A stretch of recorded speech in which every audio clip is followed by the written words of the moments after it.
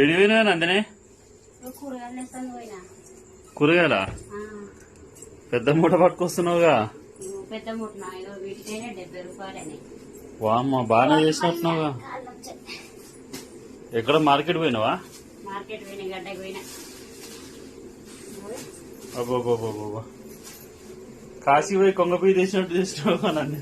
ఏంది ఉంది, అరకిలో తెచ్చినా. దోసకాయలు అరకిలో తెచ్చినా. ఆలుగడ్డ కూడా తెచ్చిన.